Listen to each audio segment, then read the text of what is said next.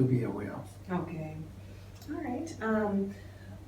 By what means can organizations gauge their relevance for the future? And do you have any practical suggestions for how an organization can gauge its relevance for the future? I guess it should be reflected in your financial statement. For example, like balance sheet, for example, like your income statement, because if you're competitive, eventually these things will manifest, Okay. right, in the numbers. Okay. But fundamentally, you should ask yourself is, are you more competitive? What are you able to do Yes. better than your competitors? So what are the abilities Okay. that you can perform better and why? Okay.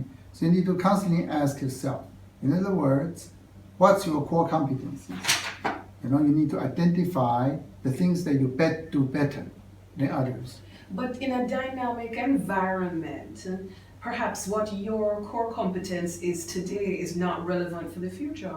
So what I want to know is, how do I'm operating a business that is successful today and I want to remain successful. Right. So I'm not Kodak, I was Right. top of the pile. I'm not BlackBerry, I was the top of the pile. Right. And today nobody even knows about Right. me. So I want to know, what am I looking for? Well, of course, your My strategy. balance sheet will be fantastic. Right. Today. That's the short term. Yes. But in the long term, the point is you have to make sure that because it reveals. If you have a good strategy, you will reveal, right?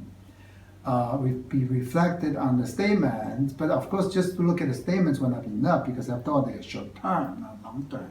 Yes. So the point is, you have to make sure that number one, your strategy is adjusted through the dynamics of the environment. Yes. So the concept of fit or concept of match is very important, right? Mm-hmm. So whatever you do need to be matched with the environment. That's number one. Okay. Mm-hmm. So which means when the environment is changing, you need to change also, right? You constantly maintain that fit between your organization and the environment. Number two, when you are more capable, it's just one word, or core competence is two words, but one concept. But they are much more related to the simple word, right? So you need to construct your own framework about,